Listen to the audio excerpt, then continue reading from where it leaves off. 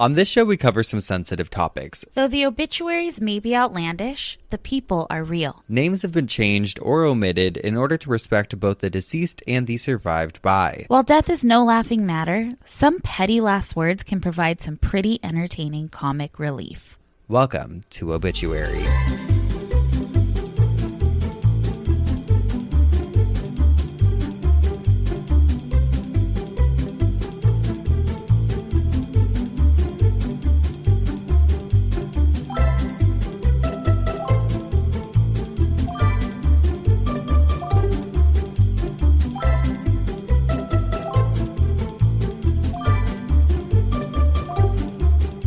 Welcome back to Obituary. I'm Spencer Henry. And I'm Madison Reyes. And we have breaking news. Breaking news.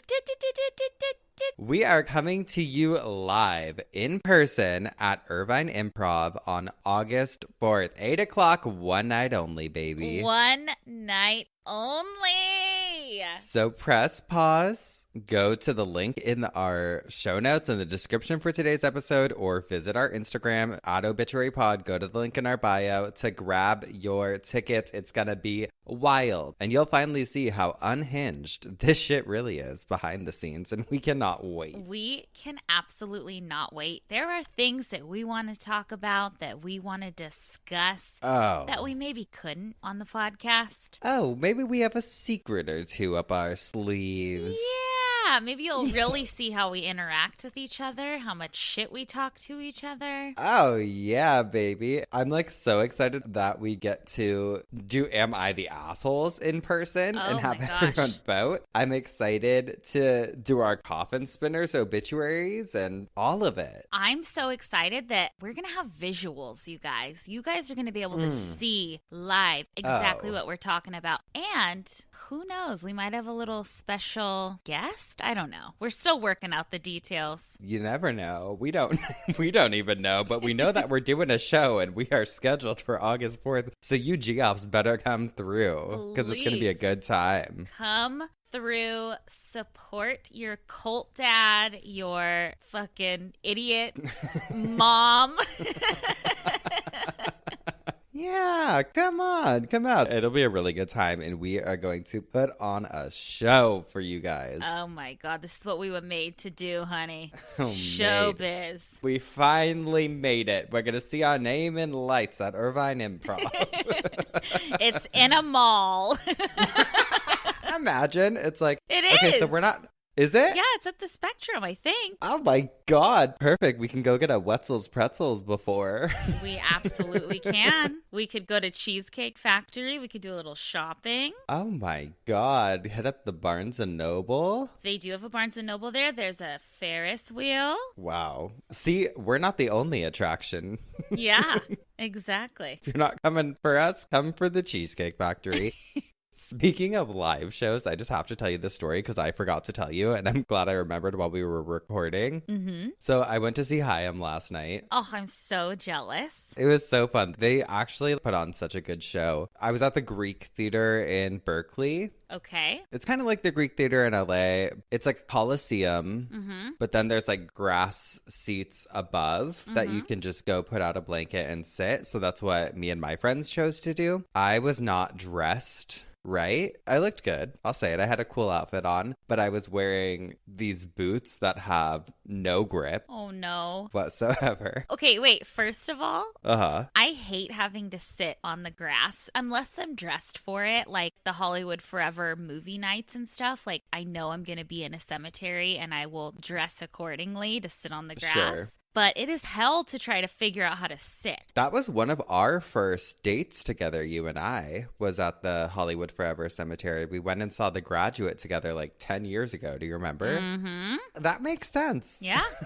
It makes sense. It's on brand. It is. So anyway, we were on the grass, which was fine. I was also completely third wheeling it. I also just called them my friends. They're my sister's friends. They're a beautiful couple, Jamie and Paul, who invited me to come with them because they knew I was in town and I was alone. Love them.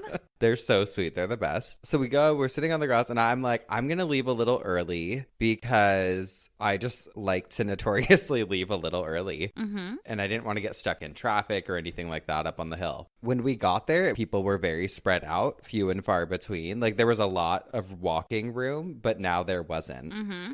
And first of all, I tried to slip under a barrier, and then I couldn't get under it. So I was like, okay, I'm going to have to walk this grass in front of people. And it's like divot-y hill. It is not a smooth hill, nothing like that. Yeah. It is like divots. Gibbets? I was walking and in front of just all of these people trying to be like quick because there's a concert happening, and I fucking slipped. I did a little like woo Onto your butt? I like fell like it was kind of like I was like getting into like a break dance pose. Like one foot flew forward, but one bended, and I like caught myself with my hands. I heard people go like, "Oh!" Or, I people hate were making that. noise, and I'm like, "Oh my god! Don't look at me." I just hope nobody saw that knows me or knows us or listens to this. That's on brand. It was just terrible. Oh my God. Humiliating. You know what was humiliating for me? Speaking of concerts, I was maybe like a freshman in college. I've always been into hair. Oh, I haven't worn hair extensions in a couple of years because I'm letting it grow and do its natural thing. But for a while there, I was like very into extensions, wigs. Every day, you would not see Madison without a beat face and fucking 12 packs of extensions in her hair. Totally. But I was like experimenting with wigs once. Oh no, what? Didn't know how to like do it. Like now I would glue it down and you know the whole shebang. But like I just wanted like long brown hair. Like I was like I'm gonna be a brunette tonight, you know? Sure. I have no business doing that. And I felt so uncomfortable the whole time because it was just terrible. It was slipping. My hairline was in the middle of my forehead, then it was at the back of my head. Like I did not know what I was doing. And I had half a mind to just go take it off and come back with blonde hair, but I thought that would be worse. So you went through, do you have pictures? I have pictures from that night and it looked fine in the pictures, I guess. You could tell it was a wig, you know what I mean? Yeah. And it was bad hair. It was, Party City situation. It was a Party City wig for sure. Right now, speaking of hair, we're twinning. I know, we both got buns. Yeah, high buns. High buns. We just look like little sorority girlies. Really? Because I think we're giving Miss Trunchbull. I can't wear gray sweats and a gray sweatshirt or I get called that by my husband. Okay, I have some Am I the Assholes, but do you have any emails you wanted to read? Yes. Okay, so I got an email from a geoff named Maya. The subject caught my eye. It was about a ghost boyfriend. A little update. Remember a lot of episodes ago, I did Sex with Ghosts? Yeah, it's one of my favorites. Yes, if you haven't listened, go listen to that. It's called, I remember, Obitch. No, I don't remember. Something Phasma Land. Ghosted in Phasma Land. Yeah, we come up with some good puns, I gotta say. So there was a woman, again, on the morning. It's like a UK Today show kind of thing. Right. So they had another woman on who had a ghost boyfriend. She is actually planning to marry him. His name is Eduardo, and he is a Victorian soldier. The subject that Maya sent was that they were inviting King Henry VIII to their wedding. Oh my God. So I just want to read the article. Please. I researched it a little more on metro.co.uk. It says, a woman who is marrying a ghost claims no church will have the couple, and they are being threatened with exorcism by priests. Brocard, 38, is a singer-songwriter from Oxfordshire and fell in love with Eduardo, who she says is the ghost of a Victorian soldier last year. Eduardo appeared in her home, and they have been together since. Love that. Easy. Ooh. Like all couples, they have times of tension, but for the most part are extremely happy. Eduardo and I are currently arguing over the wedding date, she says. I want a summer wedding, but he hates the heat, and I'd secretly love to make him melt. but he disappears often enough as it is. For weeks, we got nowhere with it, so I'm going to design a Ouija board of wedding dates to see which we are both drawn to. I swear he's turned into a complete groomzilla, and his list of demands grow daily. Oh my God. Eduardo's always had a temperamental nature, but the nuptials seem to be bringing out the worst in him. Brocard and Eduardo communicate through unusual means. The ghost often sends cryptic messages in the shower. That makes it funnier because it's like you get out of the shower and like on the mirror, it's like red rum. You're like, Eduardo, you're fucking crazy, dude. Eduardo. What are you doing? Well, he's never seen those movies because he's from the Victorian days, babe. Oh, you're right. Yeah. I wonder what killed him. Does it say in there? Was it green paint? No, it probably just being on the battlefield, maybe? I don't know. Oh, true. Eduardo still leaves subliminal messages in the shower and shows his emotions by sending hot and cold sensations through my body, she explains. Hot. Whatever it is I need to ask him, he finds a way of communicating back. It doesn't just lay in the perimeters of what some people class as normal, but who wants normal? However, marrying a ghost is proving to be a difficult task. The couple have been shunned from numerous churches because the institutions see the relationship as blasphemous. Finding the venue is proving really tricky, she notes. We've been kicked out of a few churches and have been threatened with exorcism already. I want a huge white wedding, but a lot of people just can't see the vision. They also can't see the groom, babe.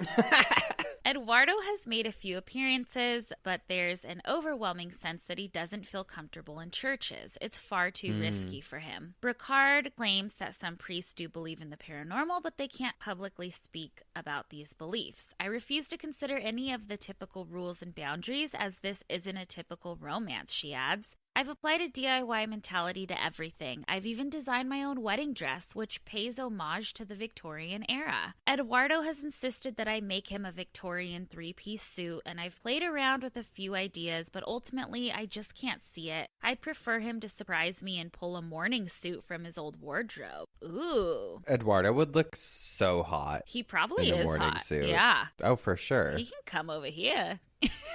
You see the curtain like shake behind you. So then it gets into the list of people they're going to invite. And Spencer, I want to go to this wedding. Tell me. To add a touch of glitz and glamour to the occasion, the couple are inviting a series of celebrities, including the ghosts of Marilyn Monroe, Elvis, and the Bard. Ugh. My dream is to have an eclectic combination of souls at the wedding, says Brocard. I have a blatant disregard to whether they are classified as alive or dead. At this point, it barely seems relevant. We're going to invite our favorite historical characters, such as Elvis and Marilyn Monroe. William Shakespeare would be warmly welcomed, particularly if he's reading a sonnet, so long as he doesn't reenact Hamlet. Please. Yeah, come on, this is a wedding, sir. On my special day, I don't have 4 hours to spare for someone else's drama. Oh, she is the drama. Eduardo desperately wants one of his fellow soldiers to be his best man, but apparently he went to hell in 1875 for running an opium den. He hasn't been reachable since. There are so many obstacles to cartwheel over when marrying a dead man. The A-list guest list also includes King Henry VIII. Boo. And Johnny Cash. Ooh. Yes. And then it goes on to say Eduardo proposed to Brocard in November of 2021 when she found a diamond ring on her pillow after the pair had a fight. She claims the mysterious piece of jewelry was a romantic proposal and said yes to her spirit lover. Okay, let's hear it for love. They're set to marry this year, I believe, so. Eduardo's coming to our live show. He'll be there. I mean, King Henry, maybe the ghosts of... Who knows? Who knows? When did this happen? Well, last year, I think they got together, 2021. Because there was a Hallmark movie that came out a couple years ago, maybe 2 years ago, where this woman moves into this old estate. I don't remember the whole plot line, but it was something like she moves into this old estate. This hot ghost from like that time period. You and I watched this together. It was called The Spirit of Christmas, I think. Yes, and he was hot. So hot. And that's like who I've been picturing while we were talking. Yes. I remember. I watched that with you. Remember him? Hot. Look at him here. Yes. Very cute. Daddy ghost. Oh, okay. So then, speaking of ghosts, I have one more little article. I'm not going to really read it, but I'll post the pictures because they're frightening. But on themirror.co.uk again. Which is like their fucking National Enquirer. I know. The title is Ghost of Henry VIII's Wife Caught on Camera. Can you spot it? It says a coach driver snapped what he believes could be the ghost of one of Henry VIII's wives during a visit to Hampton Court Palace. The pictures are fucking scary. Let me see. Oh my God, what's she doing up there? What is she doing? But who? I wonder what wife. It says Catherine Howard. She was imprisoned at Hampton Court in 1541 before she was beheaded at the age of 21, it says. Ugh. Poor girl. Scary. Scandalous. Ghosts and ghouls. Oh my. All right, give me the asshole, baby. Oh, it's not the first time I've been told that, and I'll tell you what I told all of them. No fucking way. Oh, baby. This says, am I the asshole? My mom passed away, and I did not include my girlfriend in the obituary. Okay. As the title states, my mom passed away from a short battle with cancer. A month after she passed, my girlfriend of 2.5 years confronted me on why she was not mentioned in the obituary. I'm already rolling my eyes. At the time, I did give it some thought, and I did seek feedback from my sister. To give some context, my father passed away about 12 years ago, and when we did my mom's final arrangements, we basically took the write-up from my dad and just changed the names and a few details. At the time, when we wrote up my dad's obituary, my sister was recently widowed and I was still dating my university girlfriend, which at the time, we had been dating about 2.5 years. At the time, I did not mention anything about my university girlfriend in the write-up. Fast forward to today, my sister is still a widow and I am in a relationship with this woman for about 2.5 years. When I followed up with my girlfriend on how we took my dad's write-up, and since my sister was still widowed and I'm in a similar relationship situation, it did not dawn on me to add her into the obituary. She turned this around and said I am comparing my previous relationship to our current one. Myself and my girlfriend are not married or engaged, and she has been divorced in the past. Getting married again is not a high priority for her. So am I the asshole for not adding her to the obituary, or is she for bringing this up during my moment of grieving? She is for bringing it up in your moment of grieving. It feels so like immature to me, like high schoolish. It's not about you. I'm trying to remember if we put my sister's husband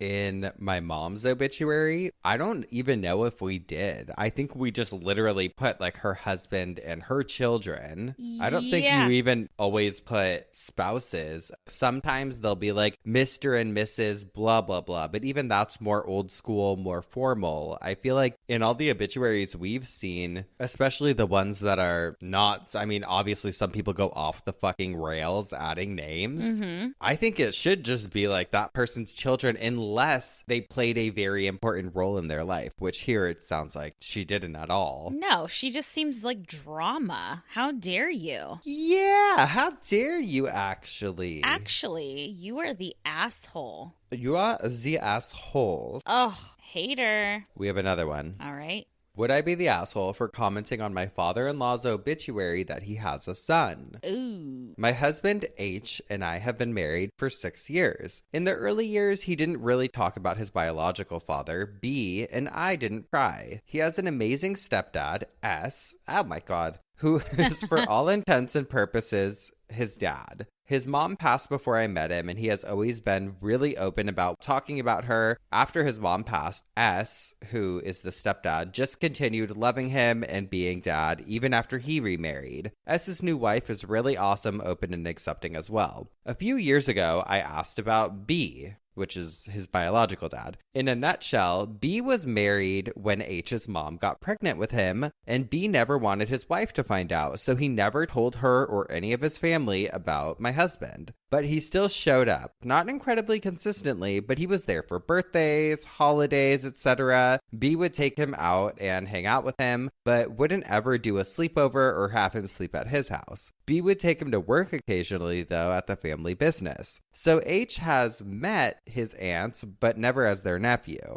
As my husband got older, he agreed to keep B's secret. Over time, they fell out of touch. They hadn't spoken in 5 years, and H didn't know how to get in contact with him anymore. As part of this conversation, he told me that if I wanted to dig and try to find contact info for B, to go for it, and he gave me some basic info on him. Well, my search turned up an obituary for B from 2 years prior. It's a lovely obituary, one about how he was loved by all of his nieces and nephews, but there are a few comments about how he was the neighborhood dad because he didn't have any children of his own. Wow. My husband was heartbroken. He had always thought that at the very least he'd be a deathbed confession. We did a bit more digging and reached out to B's sister. H had a conversation with her and introduced himself, etc. And her main response was that B's wife would be heartbroken if she found out about H and they should just leave things be. This was 2 years ago. 6 months ago, my husband gave me permission to reach out to the rest of the family, but he doesn't want to know about it unless it's good news, and one of them wants to meet him. I've since sent out a few messages with no replies, and I'm not sure if I just have old phone numbers or whatnot. Would I be the asshole if I posted the comment on the obituary that H exists and would really like to meet his family? I think her intentions are good, but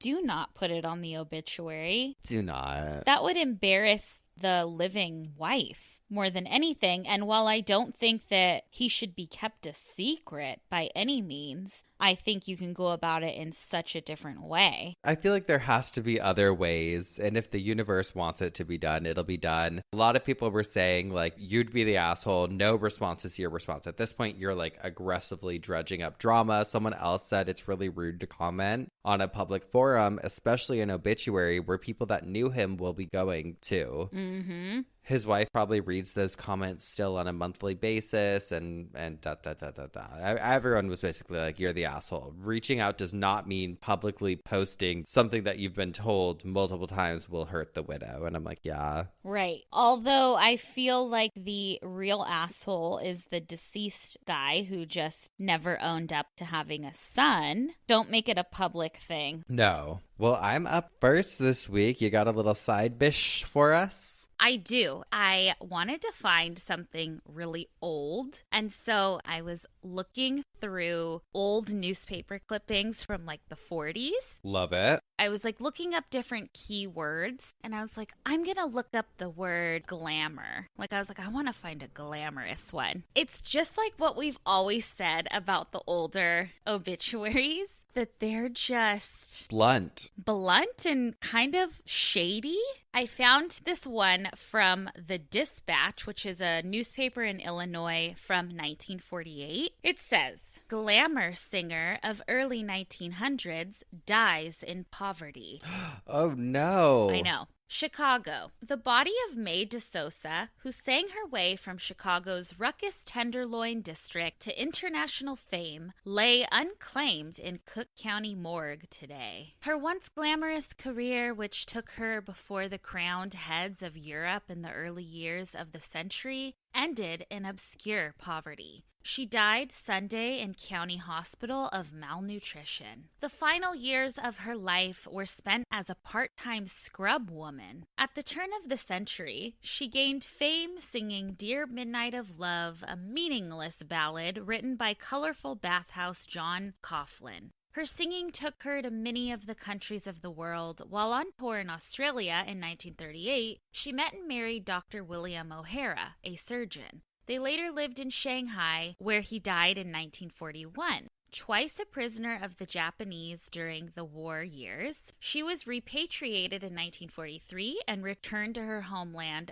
After that, she vanished into obscurity. The coroner's record listed her as Mrs. May O'Hara, 66. Oh my God. It's so fucked up. Like, oh, she's just a scrub woman. Then I started like researching her, and I found some stuff from the New York Times, and they said in a newspaper clipping in 1948, quote, "The American Guild of Variety Artists of the American Federation of Labor came forward today to give a decent burial to May DeSosa." So she got a burial, a decent burial, but she was a glamorous star, and then penniless. Then she was penniless and unclaimed in a morgue. Oh my God, sad. Really sad, and they just put it in the newspaper. Fame used to be a hard thing to carry. I feel like even in our generation, I think fame has been something that's really hard for people to continue. Yeah, or like these things that you're supposed to live up to that maybe you just can't. But with social media now, I feel like everyone gets a taste now, and I feel like that's how people stay relevant because they can control what they're putting out there. But back in the day, you used to have to go stand outside of the Ivy for fucking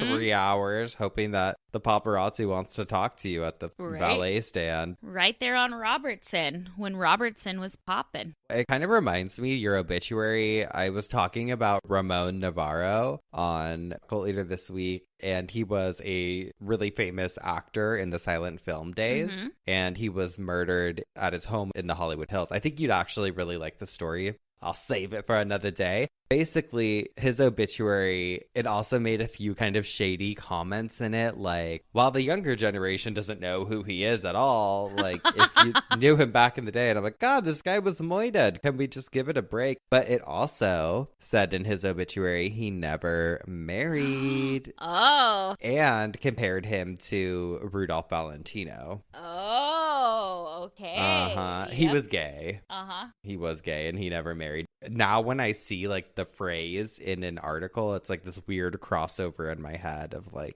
totally things. Just clicks. Yeah. Yeah. Oh my gosh. Well, should we take a quick break and then get into our coffin spinners? Let's do it. Let's do it. And we're back. Spencer, what do you got for me? This week, Madison, we were chatting about the episode and we decided to do a little theme, botched. So I decided to take a little peek into the world of botched embalming. Yes, which actually has its own definition. Improper embalming is the utilization of embalming techniques that causes premature decomposition of the body, especially in cases where the body in question is to be presented in an open casket funeral. Okay. Needless to say, it led me to some very bizarre stories that I just cannot wait to share. Oh my God. We're going to start off strong with the story of the botched embalming of Eugenio Pacelli, aka Pope Pius VII. Uh-oh. Last time you talked about a pope, he was on trial and he was dead. Have you heard about this Pope Pius? No. Oh, I am thrilled that I get to tell you about it. I first read about the story on Ozy.com, O-Z-Y. That's a new one. I know, but additional info was found on a Medium.com article written by Sandhya Ganesh. I don't want to say the title of the article, but it'll be linked in the description. So this Pope Pius, he served from March 2nd of 1939 until his death on October 9th of 1958. I'm like, served? Is that right? He poped? I don't know. What is it? He poped? He poped. I guess his papacy. That's what they call it, right? Papacy?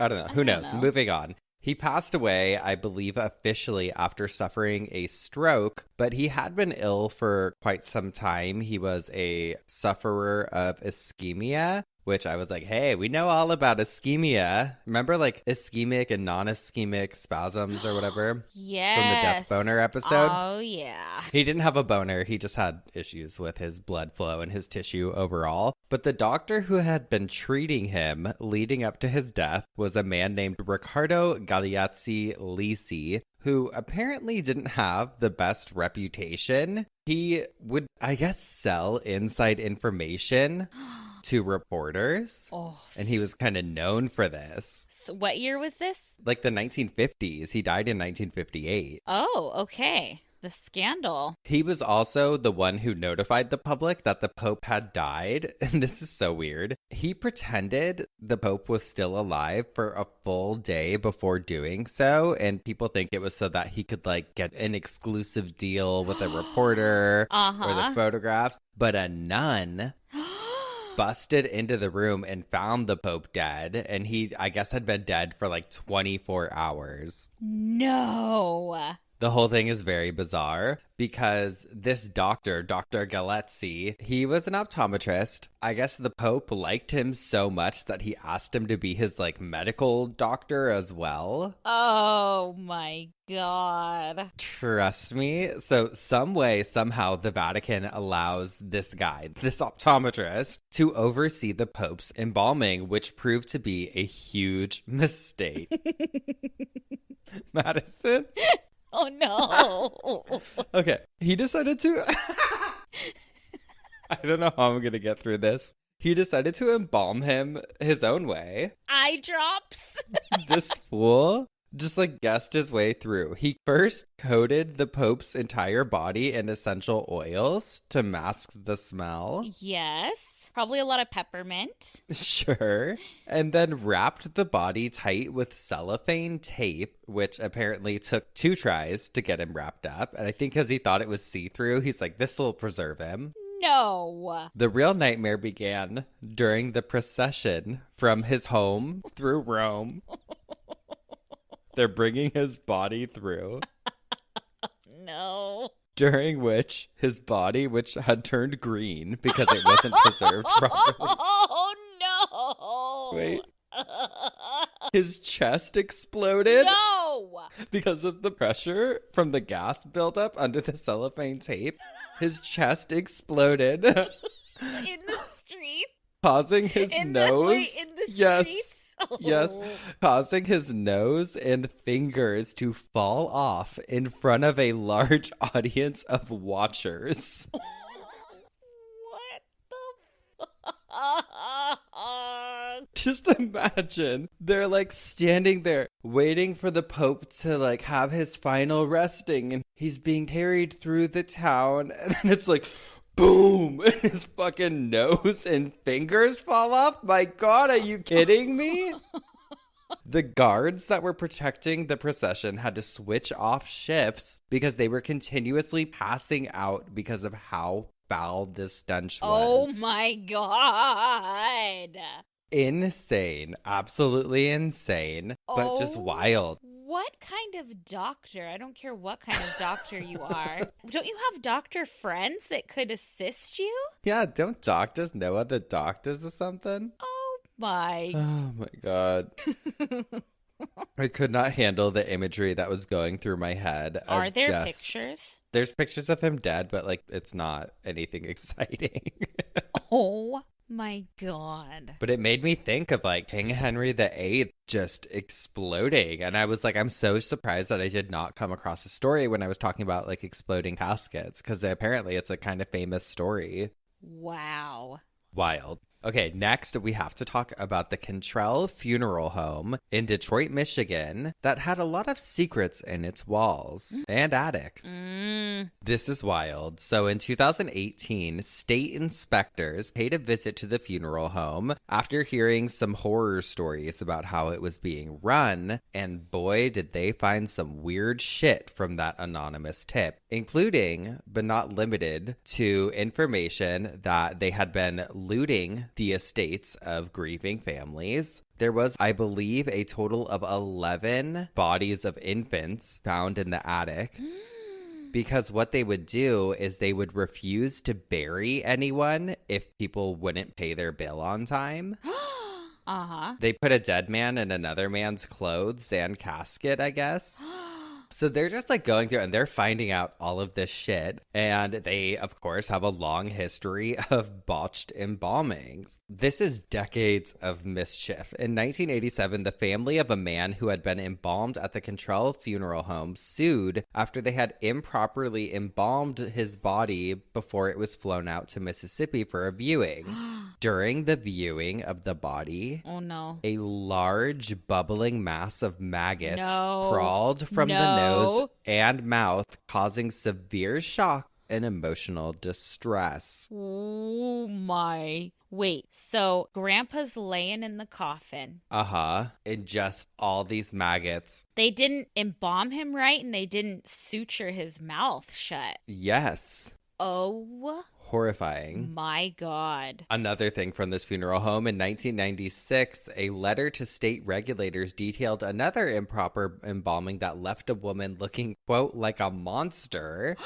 The complaint described liquid seeping from her mouth and eyes and soaking her gown, and they said that her lips were 3 times their normal size. The owner of the funeral home, Raymond Cantrell II, said that the dead woman had just been experiencing an allergic reaction to the embalming fluid. Oh, that's it. And then I was thinking, I'm like, can you even have an allergic reaction after you're dead? Like, is shit still... That's a good question. I don't know. That might be a future coffin spinner. A few years later, in 2002, a Wayne County probate judge hammered on Cottrell for looting the estates of dead clients. So that's kind of what I was talking about earlier. A lawyer in the case said that at the time, Cottrell II, then vice president of the funeral home, preyed on poor people who could not afford funerals. It reminded me a little bit of last week, too, when we were talking about like the research center that was so corrupt. Inspectors received a complaint and visited the funeral home repeatedly throughout 2017 and early 2018, where they found quote-unquote deplorable unsanitary conditions, including a dirty, stained embalming room, decomposing bodies covered in mold, and embalmed bodies in an unrefrigerated garage. Crews removed 269 containers of cremated remains found in the basement and nearly 24 bodies on the property. So all these people thought that their loved ones were getting buried when really they were just fucking doing whatever they wanted with the bodies again. I'm like, how do people have no conscience? Like, I would first of all, above all else, like, I'm not even like a believer in anything, but I would be like, I don't want that energy. No, it's evil. I mean, the whole thing is upsetting. Obviously, these are some extreme cases of embalmings gone wrong, but it's unfortunately not a super rare occurrence. There's many instances of botched embalmments, though typically I feel like it's situations where they just weren't careful enough or they didn't follow proper protocols. So you end up with these bodies that are starting to go into like premature decomposition ahead of the services. I came across a lot of stories of people being forced to do, like families that were forced to do closed caskets when it wasn't what they wanted. As a result, there's been a lot of lawsuits. I read about this one in the Dallas Morning News that said a man in Texas sued the Carrollton, this is a different one, funeral home last week after he said it failed to properly embalm his father's body, leaving it discolored, bruised, and in the initial stage of decay.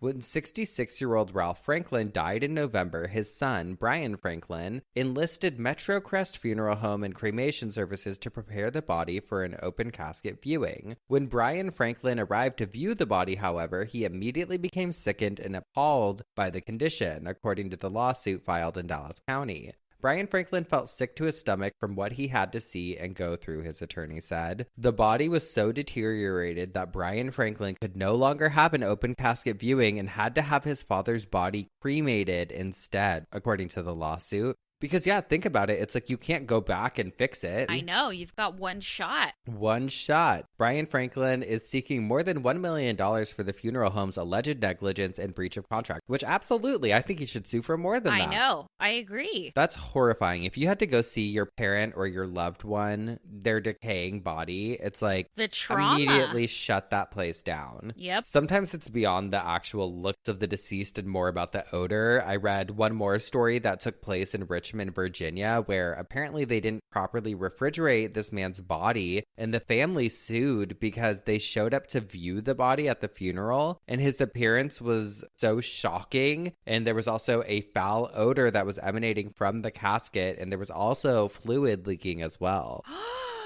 horrifying. How do people get away with this? I don't know. It's like a lot of the ones that I was reading about. So I actually went through and read reviews for the funeral homes, and a lot of them were trolls. The Cantrell one is obviously out of business, where they found all the bodies in the attic and stuff. And people were like, yeah, I thought about having my family buried here, but they put babies in the attic and stuff like that. I'm like, people were going in, or like, I walked into this funeral home and the smell was overwhelming. And I'm just like, God, horrifying. Oh, no. It's so crazy to me. No. I mean, I have so much respect, and as do you, for funeral workers or anyone in that line of business, morticians, autopsy techs, all of it. We highly respect it. And it seems like there's a lot of stories out there of them just not properly storing bodies or properly embalming them, and they end up decayed. It's so fucked. It really is. It's just traumatic. I mean, yes, we're trying to get comfortable with death. A dead body is not taboo, like all of that. But seeing your loved one. Horrible. There's a lot of jobs that you can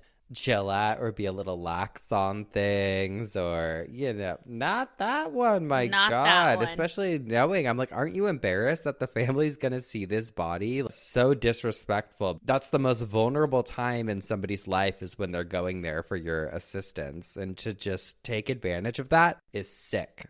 Yeah, sick puppies. Sick. God, I hate it. But yeah, I will definitely be doing a botched embalming part 2, because there's a lot of stories out there. But I really had to start with that Pope one, because that's something I will think about forever. I loved it so much. Trying not to be disrespectful, but come on. Oh, well, I know. I always feel bad when we're losing it, but I'm like, I just can't believe it. It's shocking. Oh, come on. What are we trying to be saints over here?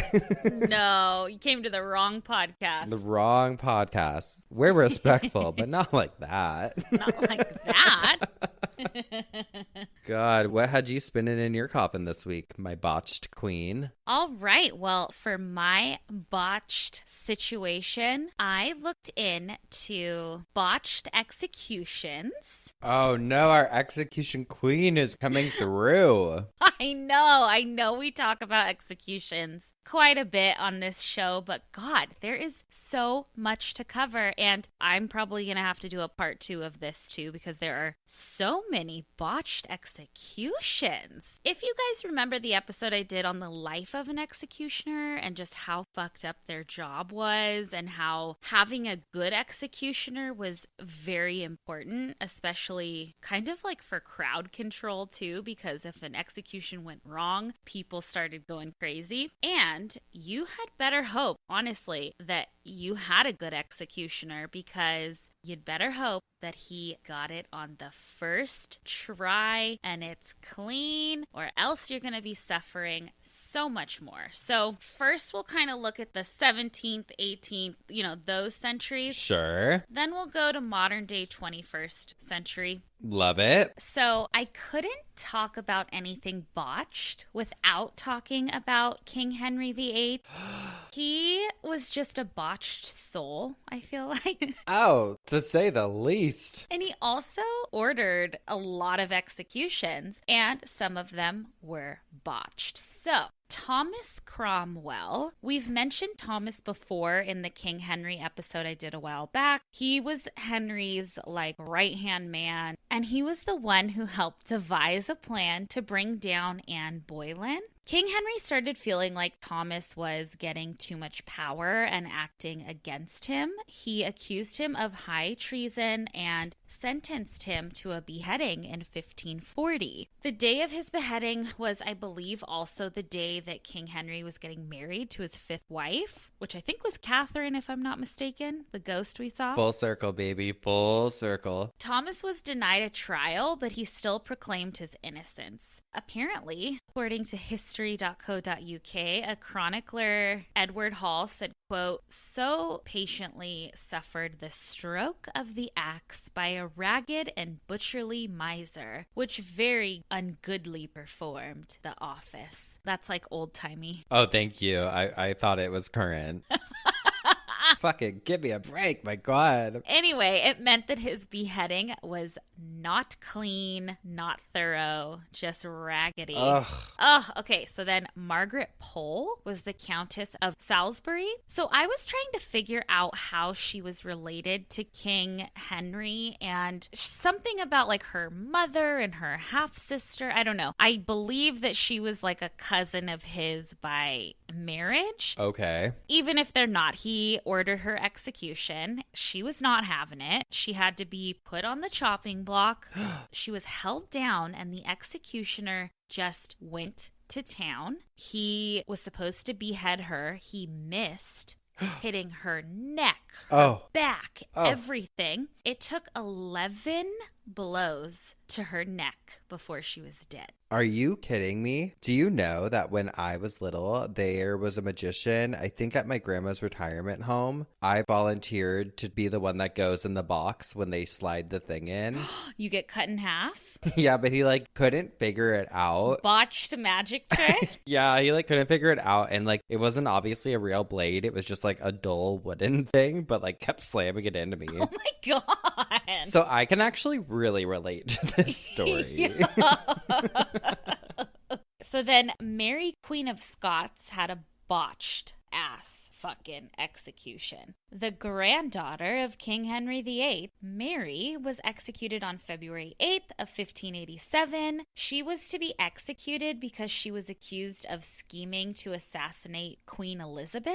It's a really interesting story and a trial that deserves an episode of its own, so maybe we'll do that one day. But today we are just here for the grisly details of the execution. Allthingsinteresting.com, which we love and always has the best concise details, explains that horrific day, saying, quote, after being forced to strip to her underclothes in front of all the witnesses. Oh, embarrassing. I know. Mary said farewell to her weeping servants and approached the executioners. One of her ladies in waiting tied a kerchief to cover Mary's eyes, then left her kneeling and praying in Latin on a cushion. Blindfolded, the former queen was forced to grope around for the block before she was able to place her chin upon it in preparation for the mortal blow. What? Unfortunately for Mary, her life would not end with one clean stroke of the blade. As one executioner held her in place, the other lifted his axe and brought it down onto her neck. But the executioner had missed his target, and the blade did not go clean through. Quickly, he lifted his axe again and struck once more, and Mary, Queen of Scots, made very small noise, or none at all, and not stirring any part of her from the place where she lay throughout the terrible process. Even after 2 blows, the royal head had still not been completely severed. Oh, no. The executioner was forced to swing again to cut the one little gristle. Ew. I know, attaching it to the body. He then lifted the bloody trophy up before the gathered witnesses and solemnly proclaimed, God save the Queen. The Queen's head was almost unrecognizable, and her lips remained moving for a quarter of an hour after her decapitation. Like, yeah. And then this was sad, but in one final macabre scene, when the executioner went to remove Mary's garters, he noticed that her tiny pet dog had hidden under her dress the whole time. No. They could not get the animal to abandon his dead mistress. It ran out from her clothes to lay down in the puddle of blood between her severed head and neck. That is ruining my day. Why did you tell me that? Oh, I know. I'm sorry. Hot Dog would do that, I think. Hot Dog would. I think Desi would. I think Doris would pick your head up and she would fucking book it. She would take off. She would be dragging you by your wig through the crowd of onlookers. God, she would. She would think it's a game. It is sad. It's horrible how people were treated and executed. Horrible. Just wait till this next one. Robert Francois Damiens. This man stabbed King Louis XV, but King Louis survived. While Robert was trying to get away, the king's guards caught him and he was sent to jail. And in jail, it was terrible. He was tortured a ton. And on March 28th, 1757, he was ordered to be executed. Fortunately and unfortunately, he was not ordered to be executed by beheading. Instead, he would be drawn and quartered. No. For those of you that don't know, because we haven't really talked about this method on the show. I know what it is. It's horrible. Tell them. Basically, your limbs are tied to horses. So one arm, one horse, one leg, one horse. Like you're starfished out, and the horses run in different directions, ripping off all of your limbs. There are actually different definitions that I've read about, and I read to draw and quarter, a horse drags you to the gallows, and then you're hanged, and then cut up into like 4 pieces and scattered around town. But in this case, it was the first starfish method. So Robert was set up, tied each limb to the horses. The horses started going in different directions, but his limbs would not rip off. Oh, God. It just hurts even thinking about it. Like he was just stretched. Eventually, the executioners were over it. It was not going as planned because he was still fully intact. So they ended up cutting through his tendons to kind of like loosen it up for the horses to pull off. Oh my God. Finally, it worked. The horses took off and so did his legs and arms. And he was left as just a torso and he was burned at the stake. What the fuck? Crazy. Next, we're going to move on to William Kemmler. He was the first man to be executed by the electric chair.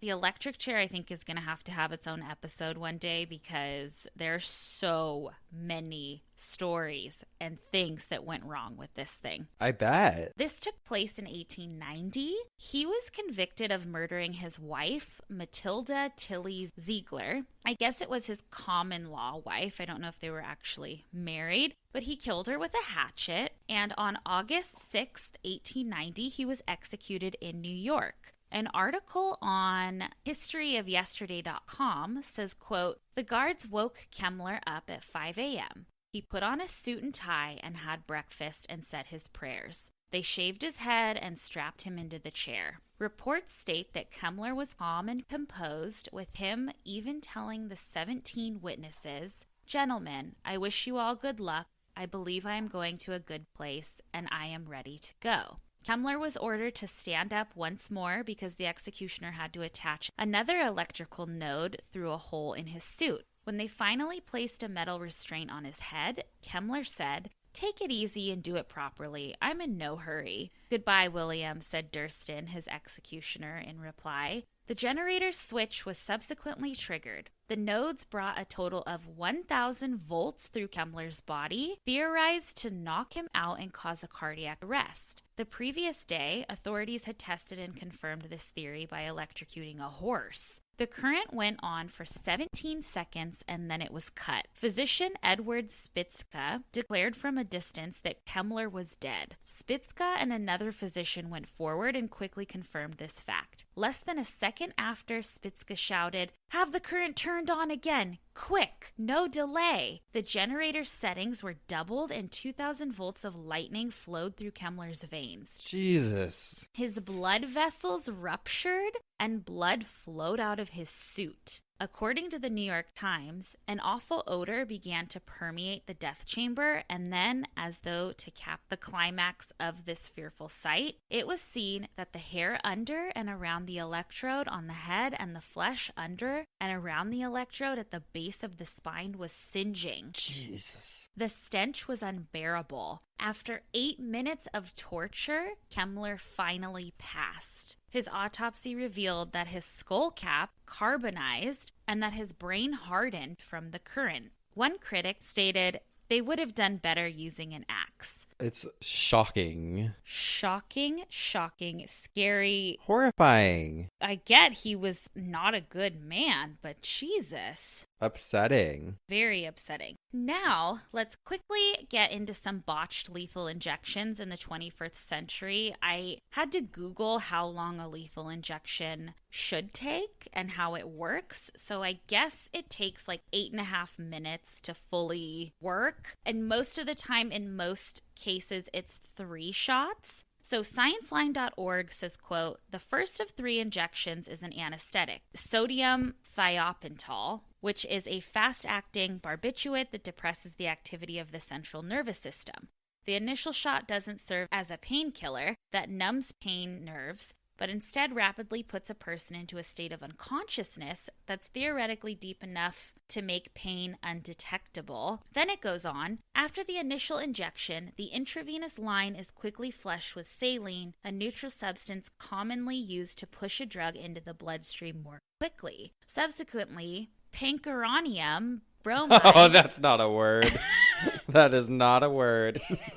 Pancuronium bromide, that's administered. It acts as a neuromuscular blocker, preventing a nerve messenger, acetylcholine, from communicating with muscles. The result is a complete muscle paralysis, which causes respiratory arrest since the diaphragm, a muscle imperative to pulling air into the lungs, stops working. Following another saline flush is the final injection, potassium chloride. This last dosage of chemical floods the heart with charged particles that interrupt its electrical signaling, stopping it from beating. So it seems like the first shot kind of makes you unconscious. So yeah. You don't really feel anything. Okay, quickly. Stephen McCoy. He was convicted of murder and he was a rapist and sentenced to death by lethal injection. This one's short. He had a terrible allergic reaction to the drugs that were administered. He had a violent seizure and choked, and one of the observers watching fainted.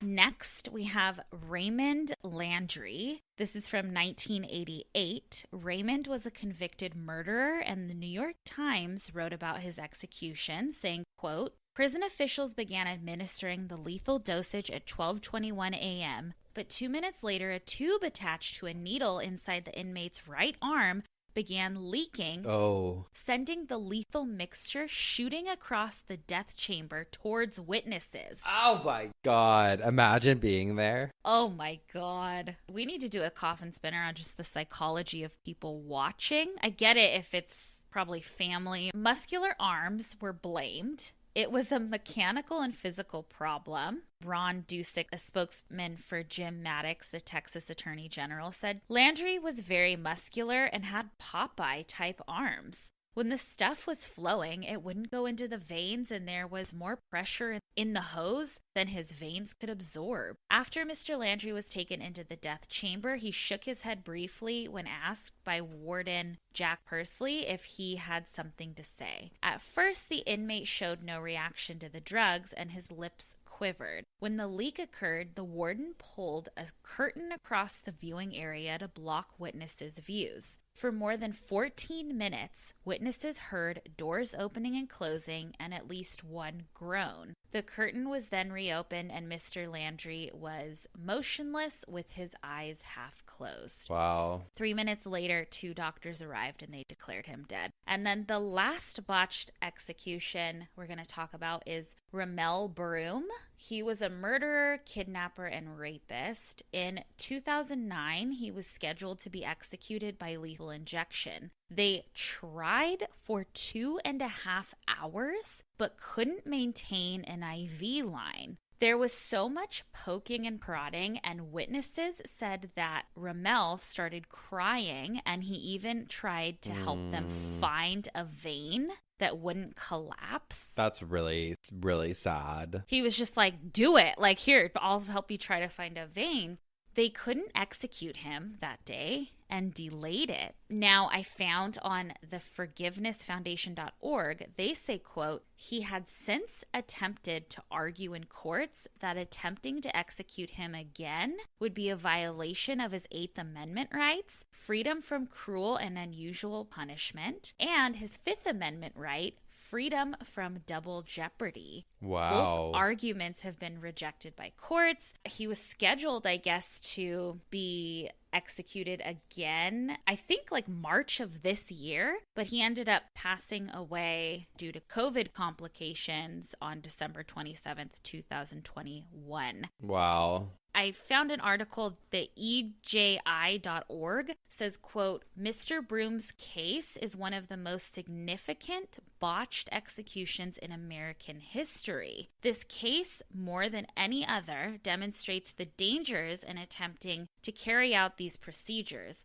Lethal injection has the appearance of a medical procedure, but it is carried out by non-medical personnel. That is crazy. And it's like, I mean, we shouldn't laugh at any of it, even the very old ones. And I understand that. It's just, I think we laugh more at the ridiculousness of it. And that goes without saying. But it is so sad because you think of how scary it would be in that moment. I just wish there was a way to fix people. I mean, there is, but I wish we used those instead of just killing them. Yeah, with the executions, it's easier to, I guess, make light of ones that happened before proper research and DNA testing and people were being executed for dumb shit just because a king said so. Like, that's, I think, where we can kind of make light, I guess. But these ones from 2000 are just, you know, that because of DNA testing and whatever, that they are actually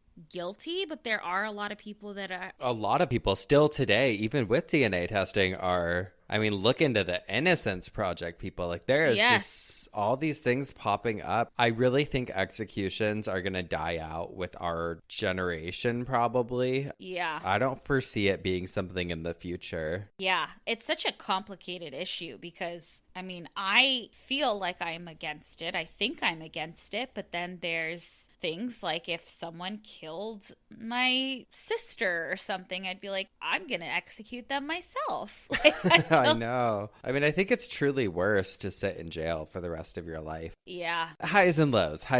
We had some highs and lows. And now let's get into our obituaries. My obituary this week was another one that was sent to us by a cult babe, or by a G-off. Maybe a cult babe, named Jessica. This is the obituary for Maureen K, we'll say, because she passed away in 2020. Maureen K, born on July 14th, 1930 in Winnipeg, died after briefly feeling unwell, and it's hoped only a brief interval of terror on August 22nd, 2020 in hospital in Liverpool. That's it? Yeah, hopefully after only a brief interval of terror. I'm like, there's gotta be more to this story. Crazy that it was from 2020 because that reminds me of like a late 1800s, 1900s death notice. Totally. Right? Totally. Holy shit. I know. It was short this week, but I read it and I was like, okay, of course I need to talk about this. Yes. Wow. But you know, we respect a to the point obituary. I would rather have something like this than a list of 48 names. I know. And so-and-so's girlfriend. Oh, she's still not in it. She was number 51. I know. My obituary was sent in also by a G-off named Gingy. Her email says, "Hey bitches, I'm horrible at writing emails, but here it goes. So I work at a restaurant as a waitress, and this goober was my favorite customer. He was always causing trouble. We all loved him so much. Every time he came in, I'd hit on him, even though he was way out of my league. Me being in my early 20s and him in his early 90s. Aww. I'd call him my husband. I used to hold his arm and walk him to his table. Anytime I caught him at the door, sit down with him and his kids. If I had a slow moment in between customers, the turd would always put up his fist like he was going to clock us one and tell us our tip was to find a new job." Oh, I love it. I know. I miss him so much, and I think you'd get a kick out of his obituary. So it is for Harry, 96, of Maryland. He entered into his Heavenly Father's arms on March 14th, 2022 at the home of his daughter. Born June 6, 1925 in PA.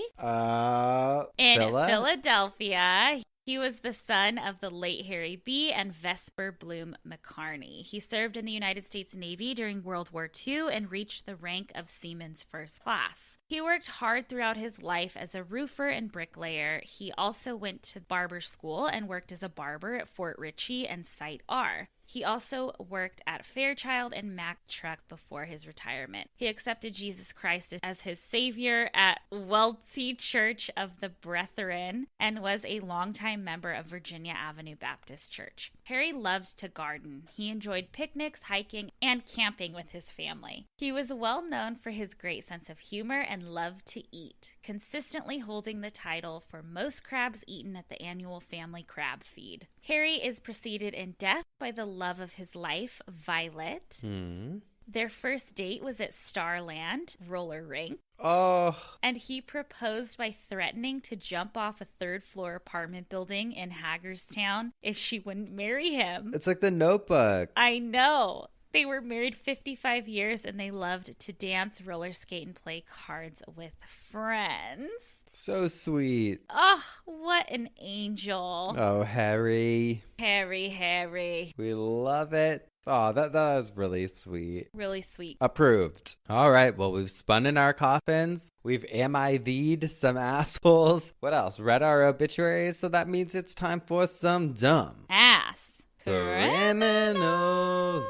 Let's do it. I'm obsessed with my dumb criminal this week, Miss Joyce Coffey of New Hampshire. And I found this article, I think on NBC, about her. I cannot wait to show you her. Actually, let me show you.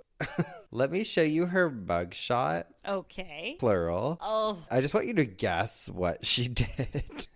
Okay. Oh my God. She stole blush. You think she stole blush? She gets like progressively like happier, I feel like, in her mug shots. That is not what she did. Also, yes, we are zooming it again, but this is the last time we'll be in person with each other next week, which means that cameos will be back on and also that we can actually go through our P.O. box. Okay, so this is from September 1st, 2012. Joyce Coffey of Epping, New Hampshire just didn't seem to get it or care when she was arrested 4 times within 26 hours. What? Earlier this week. The police run-ins stemmed from loud AC/DC and Guns N' Roses music, police said, that could be heard blasting from her house, as well as her throwing a frying pan at her nephew. Epping police say they first visited her home on Tuesday at 3 p.m. And I guess they went over there because she was just fucking blasting AC/DC. Rocking out. They told her to turn down the music. And then an hour later, they found that the music was even louder and arrested her. Oh my God. She was released on a $500 personal recognizance bail, but police returned to her home about 5 hours later, again because of a report about loud music. She was arrested a second time around 9:20 that night. Then she was released on a $1,000 bail, but a mere 4 hours later, after yet another loud music complaint, the police returned at 1:10 a.m. Wednesday morning. She was arrested for a third time and released a short time later on a $10,000 bail. Police said they could hear AC/DC's Highway to Hell, as well as music by the group Guns N' Roses coming from her home during their first 4 visits. Oh my God, I love her. Love her. She didn't do anything wrong besides throwing that thing. She's just a rocker chick. She's a rocker. She's in her rocker era. Yes, let her have it. God love her for being arrested 4 times in 26 hours. She said, turn it up. Turn it up. Oh my God. She's like one of those rock stars that like trashes a hotel room. Yeah. She's just living her fantasy. I just like that, like the first 3 mug shots, she's kind of like, ooh. And then the last one, she's like, hee. She's like, you guys are doing this again. She's like, all right, let's fucking go.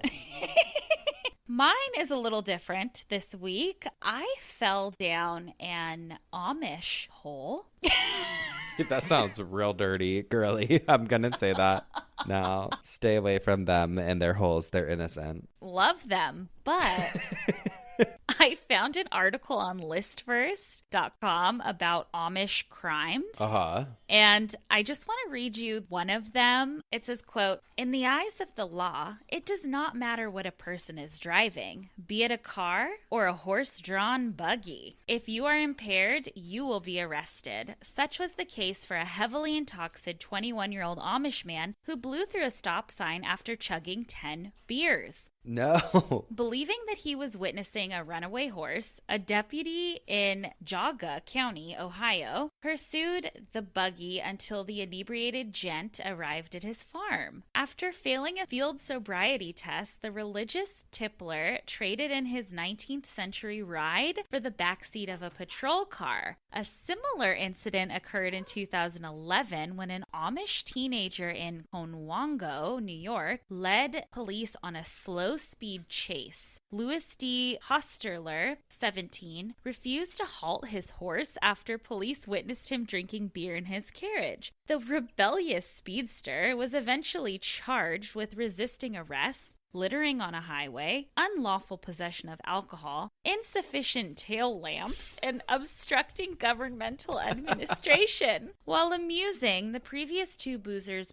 pale in comparison to the rowdiness 4 teens displayed in upstate New York. In the summer of 2012, an inebriated Amish quartet had the bright idea to drag race their horse-drawn buggies down a dark rural road. When authorities arrived on the scene, one of the horses crashed into a police cruiser, causing the buggy to flip over. Though the 4 youths were fortunate to walk away from the incident unscathed, they were charged with underage possession of alcohol, and who would have known? Oh my God. They're always up to something. Who knew? Remember that show that was like Breaking Amish? Breaking Amish, yes. God, I just love it. I love this fucking show because it goes in so many directions every time, and that's just how we like to live, in full-on chaos, baby. We like to have this show drawn and quartered, babes. Ooh, you never know which way we're going. All different directions. So get on your horse and buggy and make your way to Irvine. Come see us in person. You can buy the tickets again. The link is with the episode, or you can just go on over to our Instagram. We're so excited to see you guys in person. Hello. Hello. We cannot wait. We can't wait. So we'll see you there. Get your tickets now. But I think that's it for this week. Madison, did we spin in our coffins? We did. Okay. How about read some obituaries? We did. A few. I think 3, right? Uh-huh. Yep. Dumb.ass criminals, check. So we'll see you next time for some more coffin spinners. Obituaries. And dumb ass criminals!